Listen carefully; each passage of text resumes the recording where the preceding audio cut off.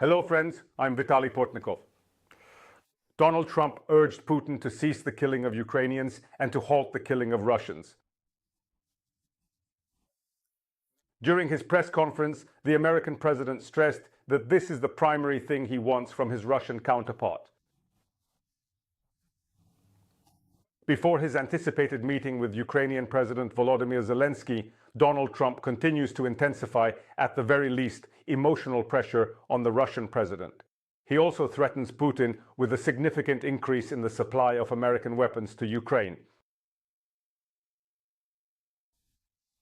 And most importantly, Donald Trump discusses a significant increase in American provisions, particularly emphasizing that the Ukrainian people are eager to launch an offensive, and therefore the United States needs to make a definitive decision regarding this situation.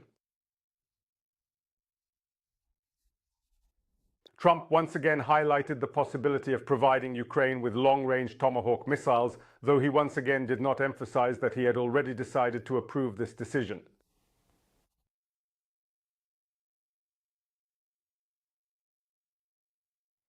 Another important element of pressure exerted by the American president on his Russian counterpart is his firm conviction that Russia could be deprived of its energy revenues. Indeed, Trump informed journalists that India's Prime Minister Narendra Modi made a promise to him that his country would no longer purchase Russian oil. However, there has been no information released yet regarding any discussions on this particular topic between the American president and the Prime Minister of India. In New Delhi, the only response to Trump's statements thus far has originated from the Indian Ministry of Energy, which emphasized that India, in its procurement of oil and gas, will primarily prioritize the interests of its consumers. This can be interpreted in various ways. For example, that India will persist in purchasing Russian oil should it be consistent with the pricing policies set by the Indian government. And that India would cease purchasing this particular oil, ensuring that consumers would not encounter difficulties or issues pertaining to American tariffs placed upon products originating from India. However, it is probable that some consultations between Donald Trump and Narendra Modi concerning Russian oil supplies to India are still continuing. At the very least, Rahul Gandhi, the leader of the Indian opposition, is already saying that Narendra Modi is feeling pressured and intimidated by Donald Trump's actions. In any case, we can say that for now, Donald Trump is exclusively intensifying the verbal escalation. He talks about a Ukrainian offensive. He talks about Tomahawks. His Minister of War is calling for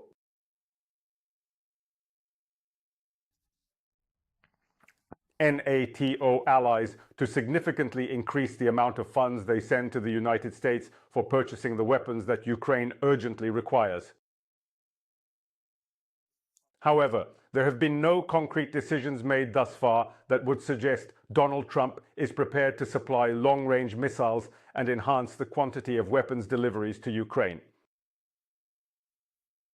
There is also no clear understanding of what will transpire with the continued and undiminished supplies of Russian oil to China and India. In fact, at certain junctures, these supplies have even seen an increase, especially in the context of Trump's various threats. It is possible that Donald Trump is hoping that his messages sent towards Putin will make the Russian president agree to some compromises, especially against the backdrop of the American president's Middle Eastern peacekeeping endeavors, where he successfully attained a ceasefire in the Middle East. And precisely now, with peace in the Middle East still seeming like a tangible possibility, Trump also needs to bring the Russo-Ukrainian war to an end,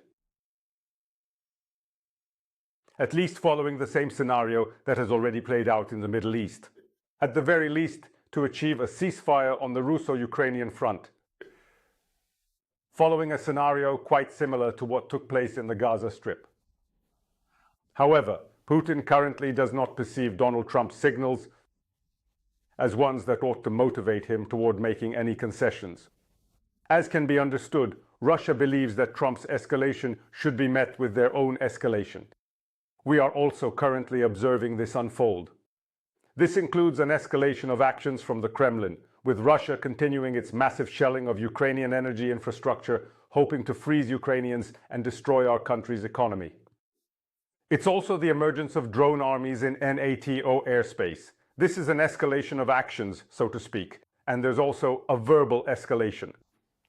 Moscow consistently issues warnings stating that the supply of Tomahawk missiles to Ukraine would initiate a fresh phase of escalation, that the provision, and even more so the deployment of Tomahawks, will be perceived as a direct attack by American rather than Ukrainian armed forces on the sovereign territory belonging to the Russian Federation. And recently they brought up their favorite nuclear threat again by beginning to remind everyone that the Tomahawk missile is a potential carrier of nuclear weapons. And so, if this missile, which from Moscow's viewpoint would be launched by the Americans, is detected within the airspace of the Russian Federation, the retaliation could be of a similar nature. Thus, Moscow is essentially trying to instill fear in Donald Trump by threatening the potential launch of a Russian nuclear-armed missile toward the United States or an American installation situated in Europe. Of course, we also understand that this is primarily a verbal escalation and that Russia is hardly prepared for an all-out nuclear war with the West, at least not at this very moment. Nevertheless, the mere fact that Putin is also responding to Trump's escalation with an escalation of his own hardly indicates that the American president possesses genuine capabilities to achieve a cessation of hostilities on the Russo-Ukrainian front in any foreseeable time frame. The most crucial thing to realize is that this fragile ceasefire, not to mention realistic negotiations to bring about an end to the Russo-Ukrainian war, cannot be achieved solely through the verbal escalation that the American president now fervently engages in at each of his press conferences and every meeting. Now the American president is dealing with journalists. Of course, for Ukraine, it is at least a positive development that Donald Trump is now blaming Moscow, not Kyiv, for the ongoing conflict, and believes that Putin himself is responsible for the deaths of both Ukrainians and Russians in this war. However, this is not a solution for ending the war on the Russo-Ukrainian front, but rather a clear demonstration that the United States recognizes the true aggressor and instigator behind the continuation of the largest conflict in Europe since the conclusion of the Second World War.